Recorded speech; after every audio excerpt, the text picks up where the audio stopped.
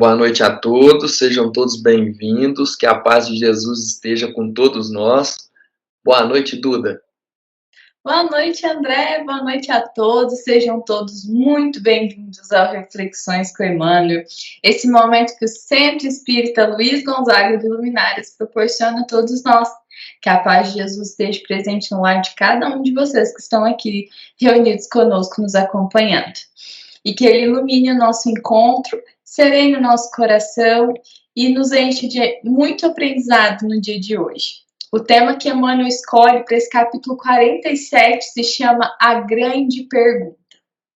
E o versículo que vai embasar a nossa reflexão de hoje é uma pergunta que está lá no Evangelho de Lucas, capítulo 6, versículo 46.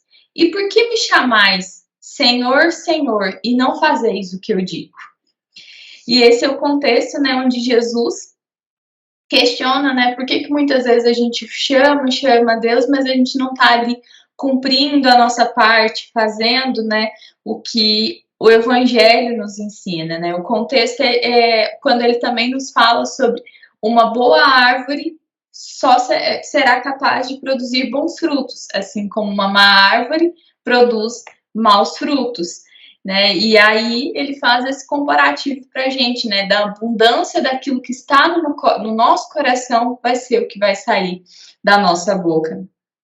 Então ele fala também que a gente precisa praticar nesse mesmo contexto, né? Ele fala sobre a importância da gente edificar a nossa casa sobre uma terra com bons alicerces, porque desta forma pode passar a tempestade, pode passar um rio ali e ela se manterá firme.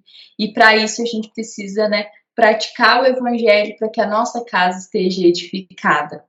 André, o que Emmanuel traz para nós de reflexão acerca dessa grande pergunta que Jesus nos fala? O Emmanuel vai dizer que muitas pessoas elas esperam uma ocasião especial para poder buscar os ensinamentos de Jesus. Então, às vezes a pessoa está com uma dificuldade financeira ou está com um problema de saúde, aí sim ela vai buscar os ensinamentos de Jesus, né? Elas poderiam fazer isso antes, mas elas optam por apenas neste momento. E que ele também coloca que muitos aqueles que fazem trabalhos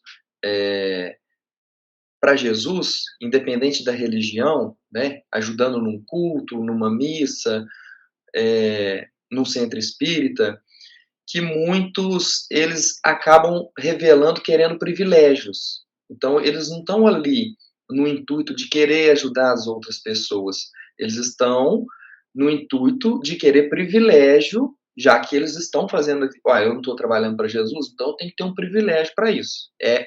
É a maneira que eles pensam, né? Que Emmanuel está dizendo aqui. E também eles dizem assim, mas o serviço para o evangelho ele é muito trabalhoso, porque como ele é complicado, a gente tem que merecer algo diferenciado, porque a gente está aqui fazendo uma coisa difícil, nós merecemos milagres, merecemos dádivas, facilidades. Esse é o pensamento dessas pessoas.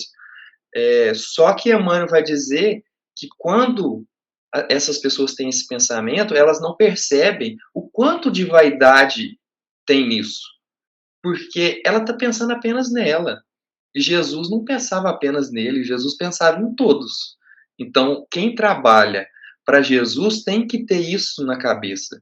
Você está ali para auxiliar os outros, mas primeiro você está se auxiliando, porque você está melhorando naquele trabalho que você está fazendo. Então, se é que temos alguma recompensa, é de nos tornarmos melhor e não querermos exigir milagres, dádivas, alguma coisa. E Emmanuel vai dizer assim, que essas pessoas ignoram que o serviço deles é aquele a que foram chamados, por mais humildes que lhe pareçam as atividades a que se ajustam. Então, eles querem coisas grandiosas, eles querem digamos assim, está na frente de todos, que querem que todos prestem atenção no que eles estão fazendo ou o que estão falando, eles querem público, né? E não quer ali trabalhar no seu canto, fazer aquele serviço bem feito, atender alguém, dar um conselho para uma pessoa. Não, essas pessoas têm esse intuito de serem expansivas, de aparecerem para todos.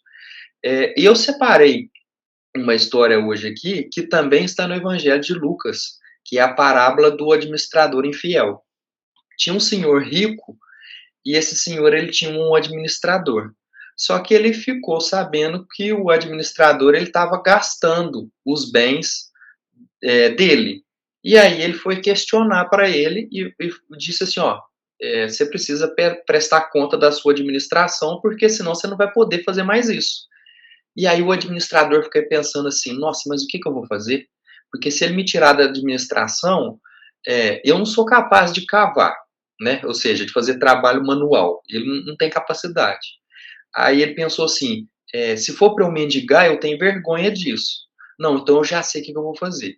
Aí ele vai, convoca todos aqueles que estavam devendo para esse senhor e pergunta assim, quanto que você está devendo? A pessoa falava assim, eu estou devendo 100. Ele falou assim, não, anota aqui, ó, põe nesse papel que 50, toma aqui e vai para lá. Pega a sua conta e vai embora. E assim ele foi chamando vários e ele sempre foi reduzindo a dívida. Só que ele estava entregando essa conta, né? Então a pessoa estava ficando ciente de que ela estava devendo.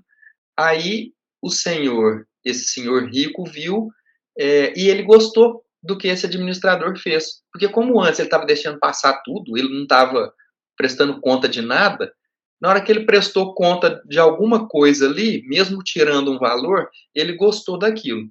Então, qual que é o ensinamento que Jesus está querendo nos dizer aqui? É o seguinte, que nós precisamos ser fiel no pouco. Então, qual que era o pouco desse administrador? Era o trabalho dele. O pouco que ele deveria fazer era prestar conta, era cobrar as pessoas que precisavam pagar suas dívidas. Só que ele não estava nem aí para isso. Então, como que ele ia conseguir ser um administrador se ele não estava dando conta de cobrar uma pessoa? Como que ele ia conseguir administrar todo o patrimônio desse homem rico?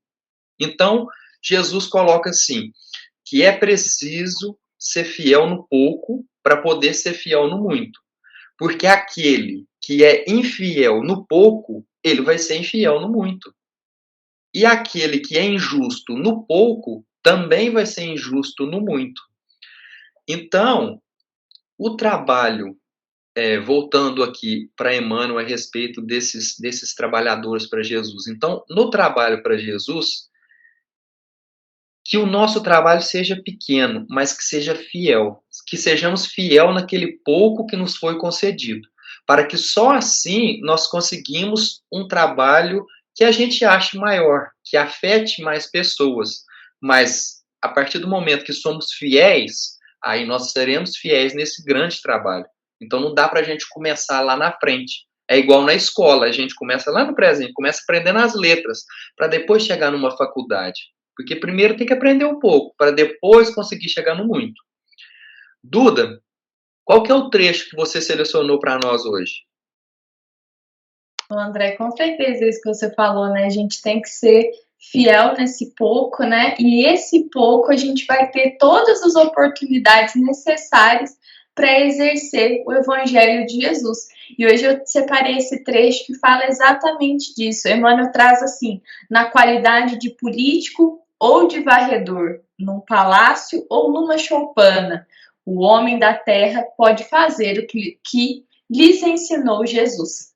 Então, ou seja, né, nas posições mais simples ou nas mais complexas, né, independente do espaço que você está, né, seja ele mais luxuoso ou mais simples, você vai conseguir colocar em prática o que Jesus lhes ensinou, e é o mais importante que você trouxe aqui, né, que a gente saiba entender as etapas, né, ser fiel nesse pouco, para a gente conseguir gradativamente, né, engatinhando, chegar num processo maior que nos espera.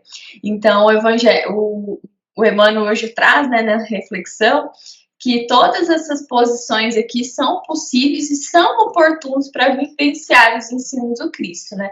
Nós precisamos estar sempre dispostos a ser fiéis nessas atividades, nas atividades mais simples do nosso dia a dia ou nas mais complexas. São realmente uma infinidade de possibilidades. Que nessa semana, né, a gente possa exercer, então, o nosso papel, né, de cristãos e manter, né, o evangelho vivo dentro de nossos corações, sendo fiel em todas as tarefas que nós formos cumprir durante a semana. E eu espero vocês na semana que vem para juntos refletirmos o capítulo 48, que se chama Guardai-vos. Estes, porém, dizem mal do que ignoram, e naquilo que naturalmente conhecem, como animais irracionais se corrompem. Esse é um versículo do Evangelho de Judas, no capítulo 1, versículo 10. Espero vocês para que juntos a gente descubra o que Emmanuel vai trazer para nós de ensinamento e de reflexão acima desse versículo. Que a semana de vocês seja uma semana muito abençoada, que Jesus abençoe infinitamente a família de vocês e espero vocês aqui na semana que vem. E essa foi uma mensagem do Centro Espírita Luiz Gonzaga de Luminares. Até sábado que vem a todos e que assim seja.